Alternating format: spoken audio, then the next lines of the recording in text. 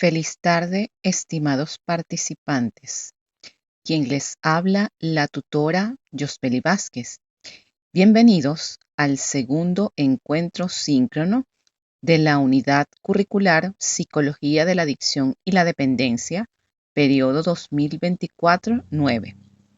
Este espacio de aprendizaje tiene como propósito aclarar dudas, así como precisar el contenido de cada unidad para que tengan una guía sobre qué estudiar al momento de responder las dos evaluaciones denominadas cuestionarios. Comenzamos con la unidad 1, cuyo tema es drogodependencia. El contenido a profundizar se basa en estudiar los conceptos básicos de la drogodependencia, los cuales son drogas, adicción, intoxicación, síndrome de abstinencia, abuso, tolerancia, iniciación, afirmación, dependencia, patología dual, comorbilidad, deshabituación psicológica, desintoxicación, tabaquismo, alcoholismo, drogas lícitas, drogas ilícitas, conducta adictiva y rehabilitación. Todos estos términos fueron definidos en la primera actividad síncrona. Asimismo, es importante dentro de esta primera unidad conocer cuál es la clasificación de la drogodependencia o, como se conoce, del trastorno por uso de sustancias según los manuales diagnósticos de DSM-5 y la CIE-11.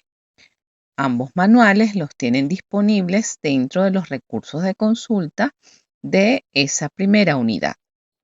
Ahora bien, dentro de este primer temario también es importante que puedan extraer cuál es la importancia de estudiar los conceptos básicos de la drogodependencia para la identificación del consumo de sustancias.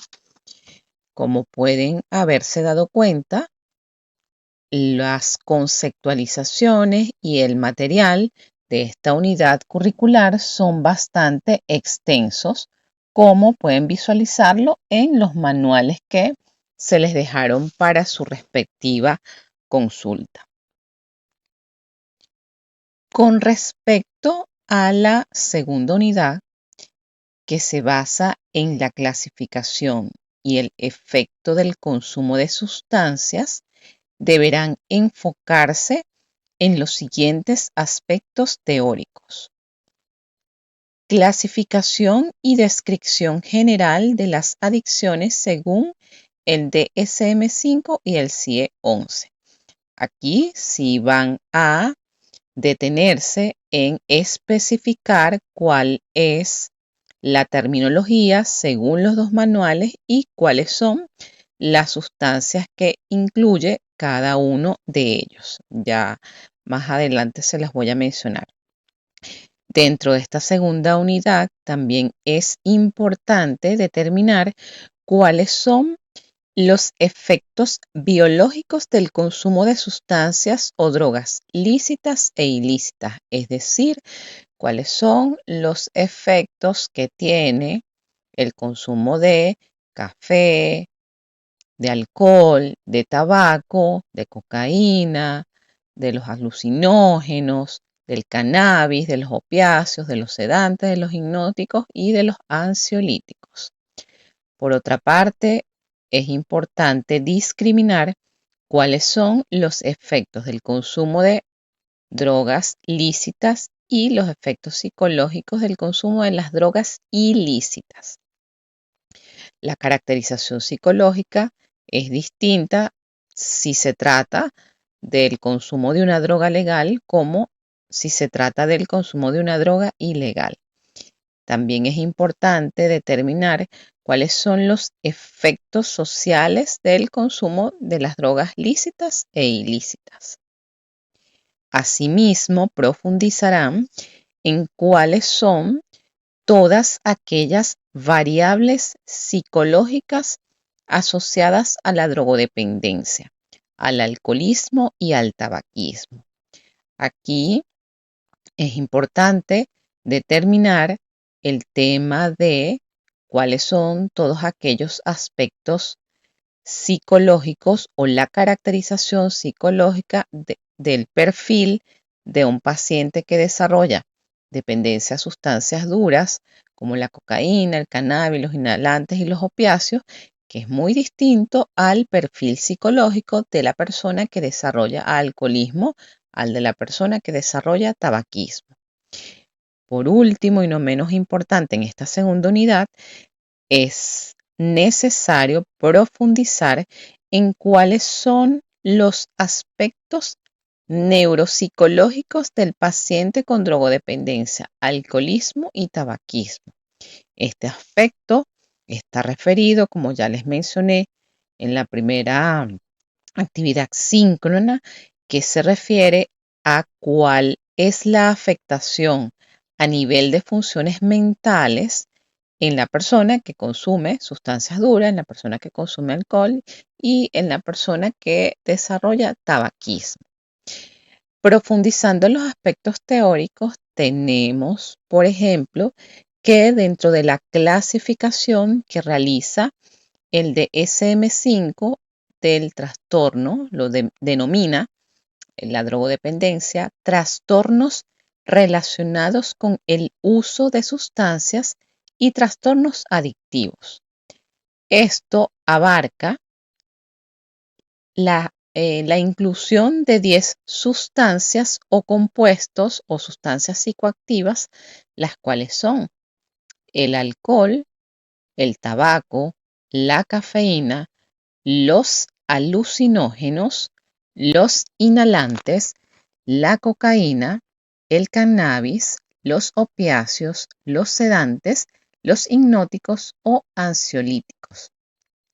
El término más neutro, trastorno por consumo de sustancias, se utiliza para describir la amplia gama del trastorno, que va desde una forma leve hasta un estado grave de patrón compulsivo y con recaídas crónicas de consumo de sustancias. Recordemos que por tratarse de un trastorno, en todos los que presenten los síntomas, debe existir un malestar clínicamente significativo, es decir, que estos síntomas le generen impedimento a la persona para la realización de las actividades de su vida cotidiana y debe contar con la presencia de al menos 2 consecuencias físicas, psicológicas y sociales del consumo. Entonces aquí estamos viendo la pertinencia de evaluar cuáles son los efectos biopsicosociales del consumo de sustancias.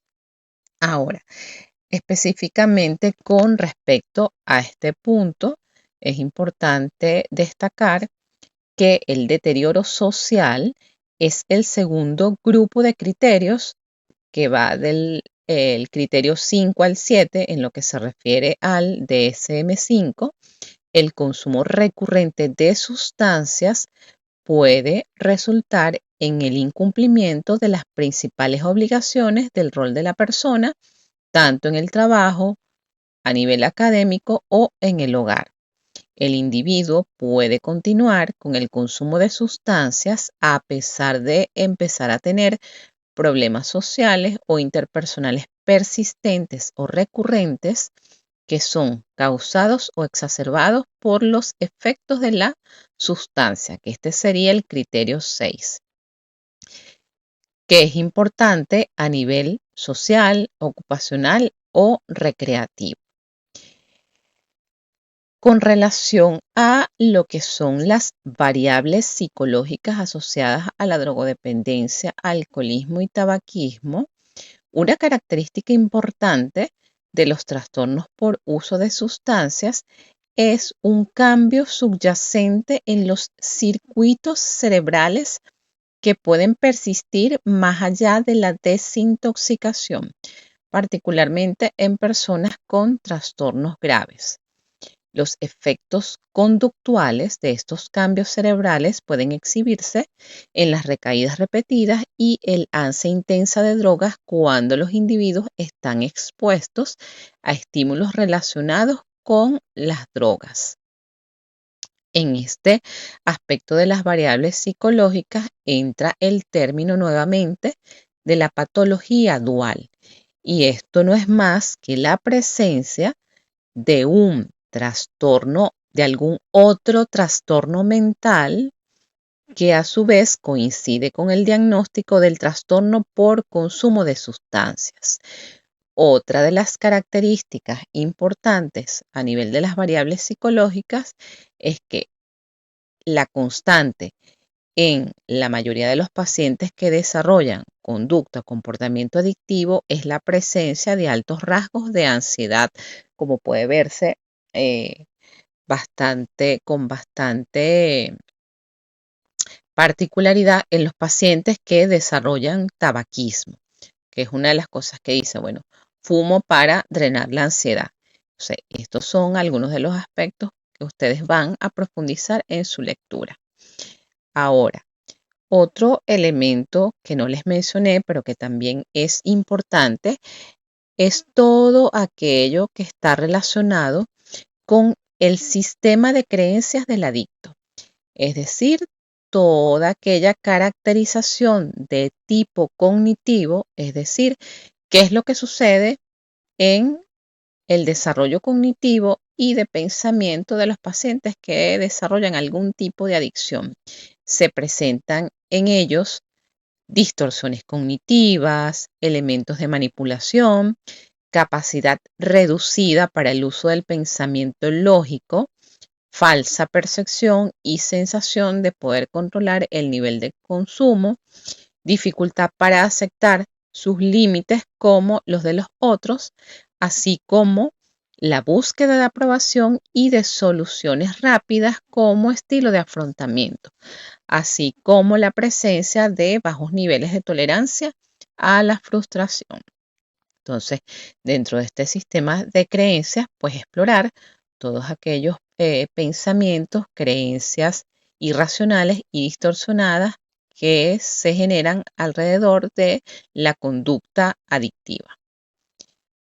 Por otra parte, también es necesario incluir el término codependencia emocional, y este término se refiere a un particular estilo de vinculación afectiva que desarrolla la persona con adicción que tiene con su pareja y con la familia. Usualmente, el que desarrolla la codependencia es la pareja o la familia de la persona que desarrolla la adicción, que se dedican a cuidar y salvar a la persona adicta y se frustra constantemente con sus recaídas, llegando a adquirir comportamientos tan disfuncionales como las del adicto. Y esto suele ser un sinónimo de una relación vincular con un patrón altamente tóxico. Ahora, centrándonos en lo que son los aspectos biológicos del paciente con drogodependencia, alcoholismo y tabaquismo, todas las drogas que se toman en exceso tienen en común la capacidad de activar directamente los sistemas de recompensa del cerebro. Es decir, esta es el área, todas las sustancias generan una activación del sistema nervioso y de algunas estructuras cerebrales particulares, como es el sistema de recompensa, que está relacionado además con algunos neurotransmisores que son los que generan a la larga la dependencia química. Están involucrados este mecanismo, este sistema de recompensa del cerebro, con el refuerzo de la conducta y el establecimiento de recuerdos. Con respecto a el subtema relacionado con los aspectos neuropsicológicos del paciente con drogodependencia, alcoholismo y tabaquismo, es importante destacar que algunas investigaciones recientes sugieren que las raíces neurobiológicas de los trastornos por uso de sustancias en algunas personas pueden verse en sus comportamientos mucho antes del inicio del uso real de sustancias. Por ejemplo, niveles más bajos de autocontrol que pueden reflejar deficiencias en los mecanismos inhibidores del cerebro. La investigación también sugiere el impacto negativo del uso de sustancia en sí mismo en los mecanismos inhibidores del cerebro. Los cambios más comunes que se pueden ver en la intoxicación por sustancias implican alteraciones en la percepción, por eso es que se presentan este tipo de alucinaciones con los opiáceos y los alucinógenos en la vigilia, es decir, alteración del ritmo sueño-vigilia, dificultad en la capacidad de atención, dificultad en el pensamiento, el juicio, la conducta psicomotora y las relaciones interpersonales. Es importante, cerrando esta segunda unidad, pues que hagan una reflexión acerca de la importancia en psicología de la adicción de conocer la clasificación y el efecto del consumo de sustancias para la evaluación de los signos y síntomas psicológicos. Como pueden darse cuenta, estas dos primeras unidades están basadas en conocer los términos básicos de la drogodependencia, la caracterización que hacen los manuales, el DSM-5 y el CIE-11 del trastorno por consumo de sustancias, y cuáles son los efectos biopsicosociales, cuáles son las variables psicológicas asociadas y cuáles son aquellas funciones mentales que están afectadas desde el punto de vista neuropsicológico. Ahora, con respecto a la unidad 3, aquí entramos en el terreno de lo que es la evaluación y la aplicación de los instrumentos y las pruebas específicas para el diagnóstico de los síntomas y el deterioro psicológico del paciente. En esta unidad deberán hacer énfasis principalmente en los dos instrumentos que se han seleccionado como parte del conocimiento importante en esta unidad curricular, que son el ASIS en español, que fue un instrumento organizado, estructurado y diseñado por la Organización Mundial de la Salud, y la entrevista motivacional. La entrevista motivacional es una herramienta de reciente data, pero que su estudio arroja y contribuye de manera importante tanto en el proceso de evaluación como en el proceso de intervención de la conducta adictiva. Existen algunos otros instrumentos como el DAS-10, el Fagerström, el Audi, que evalúan específicamente algunas de las sustancias. En este aspecto es importante que profundicen, pues, cuál es el objetivo tanto de la entrevista motivacional como de la CIS. Les voy a dejar el enlace de cada uno de las explicaciones de estos dos instrumentos, ya que en un trimestre convencional pues tendrían la oportunidad de aplicar ambos en la práctica clínica. ¿Qué evalúa cada uno de estos instrumentos? ¿Cómo se aplican y corrigen? Precisamente se seleccionaron tanto la entrevista motivacional como el ASIS porque son instrumentos de fácil entrenamiento y que ustedes bien pueden, en el caso del ASIS, puntuar y corregir de una manera muy sencilla y fácil. También es importante que conozcan cuáles son las condiciones de aplicación y si existen algunos otros cuestionarios y entrevistas clínicas que puedan contribuir en esta evaluación psicológica para el diagnóstico de las dependencias y las adicciones. Profundizando en lo que es la entrevista motivacional, esta es una herramienta que se convierte o que se centra en un estilo de conversación colaborativo cuyo propósito es reforzar la motivación y el compromiso de la persona con su cambio. Este fue un modelo desarrollado por dos autores llamados Miller y Rollnit en el año 1991.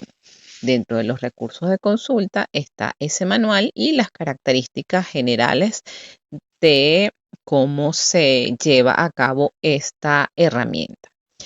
El ASIS, por su parte, es una prueba de detección del consumo de alcohol, tabaco y sustancias. Esta prueba de detección del consumo de alcohol, tabaco y sustancias, ASIS por sus siglas en inglés, fue desarrollada por un grupo internacional de investigadores y médicos especialistas en adicciones bajo el auspicio de la Organización Mundial de la Salud en respuesta a la abrumadora carga que representa para la salud pública a nivel mundial el consumo de sustancias psicoactivas. Esta prueba fue diseñada para ser utilizada en el ámbito de la atención primaria en salud, donde el consumo dañino de sustancias entre los usuarios puede no ser detectado o empeorar. Ustedes pueden emplearlo posteriormente en la práctica clínica. Esta herramienta consiste en un cuestionario cuya versión es de papel y lápiz. Lo pueden aplicar también online, dirigido a los usuarios de sustancias y que debe ser administrado, corregido por un profesional de la salud. Este cuestionario consta de 8 preguntas y llenarlo toma aproximadamente entre 5 y 10 minutos.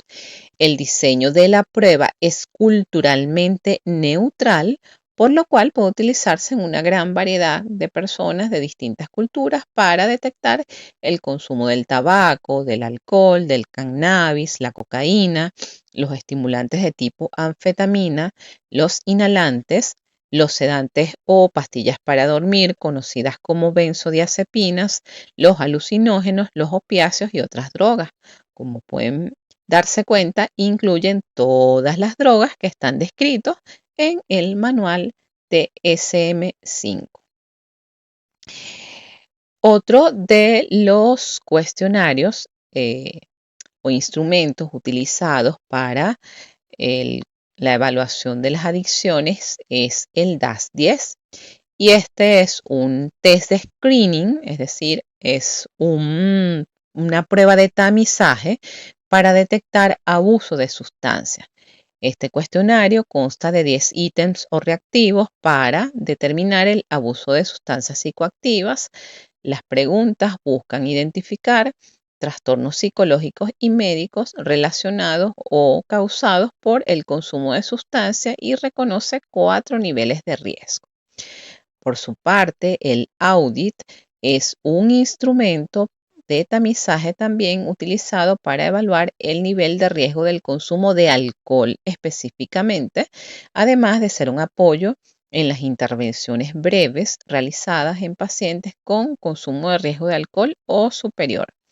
Está otro instrumento que no está descrito aquí, que es el CAGE, que es un cuestionario que se usa también para detectar abuso de alcohol en adultos. Por su parte, el Fagerström, el doctor Carl Olof Fagerström, psicólogo y experto en la lucha contra el tabaquismo, desarrolló un test que permite determinar el grado de dependencia física de cada fumador. Entonces, podemos ver que aquí tenemos una variedad de instrumentos, cuestionarios y test objetivos que se utilizan para un preciso diagnóstico de las dependencias y las adicciones. Es importante que profundicen en la idea de cuál es la relevancia de utilizar la entrevista motivacional como un recurso evaluativo en la psicología de la adicción. Asimismo, se hace necesario la pertinencia de determinar la comorbilidad en la evaluación psicológica del paciente dependiente o adicto, así como los antecedentes e historial de la conducta adictiva. Todos estos son elementos que nos van a servir para poder hacer la intervención. Recuerden que una intervención efectiva y coherente, ya deben estar familiarizados con esto si ya vieron psicopatología, pues de una buena evaluación depende que ustedes pueden hacer un plan de intervención adecuado a las características y necesidades de ese paciente con dependencia. También es importante que se conozca cuál es la diferencia entre la evaluación psicológica para un paciente dependiente de una droga lícita o legal, ya sabemos, alcohol, cafeína, cigarrillo o tabaco, a lo que es una evaluación psicológica para un paciente dependiente de una droga ilícita. Dentro del mismo plan de evaluación es importante considerar la intervención de un equipo multidisciplinario, por lo cual la pertinencia de que evalúe a su paciente para completar esa evaluación psicológica integral, el abordaje que realiza el psiquiatra es sumamente relevante, pues es el especialista médico quien va a orientar el tipo de tratamiento médico y farmacológico que pueda necesitar algunos de estos pacientes de acuerdo al nivel desarrollado de adicción. No es lo mismo la intervención para un paciente que desarrolle tabaquismo a nivel leve a una persona que tenga tabaquismo con un nivel grave y que además haya desarrollado un riesgo importante de afección a nivel respiratorio o que haya tenido una condición de células atípicas o de cáncer. Entonces la intervención sería diferente porque en este caso vendría a intervenir no solamente el psicólogo, el psiquiatra, sino también el médico internista o en este caso el especialista que sería el neumonólogo. Y sería interesante que se centren en la idea, pues, cuál es la importancia para ustedes dentro de la formación de psicología de la adicción, de conocer y manejar los distintos instrumentos existentes para evaluar el trastorno por uso de sustancias. Con respecto a la última unidad, que es la unidad 4, que tiene el propósito de diseñar planes de intervención en las drogodependencias para el abordaje preventivo como el terapéutico, deben explorar los siguientes aspectos teóricos. Pues, basándonos en la idea de que una buena evaluación va a depender un plan de intervención coherente, entonces van a profundizar en cuáles son todos aquellos elementos que se deben considerar, todos los elementos a nivel clínico en específico que se deben considerar para realizar un plan de intervención individual para el abordaje de un caso de adicciones o trastorno por consumo de sustancias.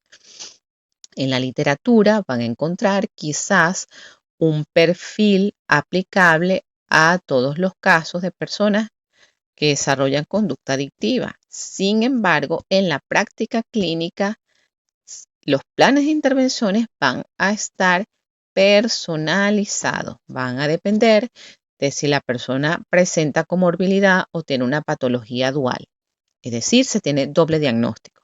Tiene el trastorno por consumo de sustancia y un trastorno de ansiedad, entonces su plan de intervención debe considerar en primer lugar si esa ansiedad no está reforzando esa conducta adictiva. Entonces, basándonos en un enfoque cognitivo-conductual, deben incluirse ambas condiciones dentro del abordaje o dentro de esa estructura del plan con el cual se va a intervenir a la persona que desarrolla adicción. En este punto ya les debe quedar claro cuál sería la importancia de conocer el historial del consumo.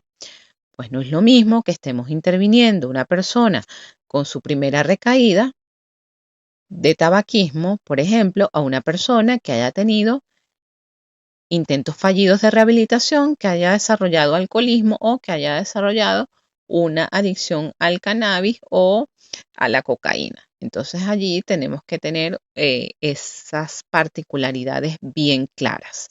Debemos considerar si la persona, que es una característica usual de este tipo de pacientes, ha pasado por tratamientos previos el enfoque que ha resultado con mayor efectividad es el enfoque cognitivo-conductual. Sin embargo, pueden explorar o conocer pues cuáles son los abordajes desde los otros enfoques teóricos psicológicos.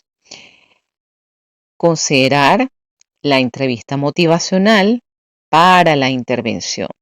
Ubican al paciente en el nivel de cambio y a partir de allí se produce ese proceso de intervención.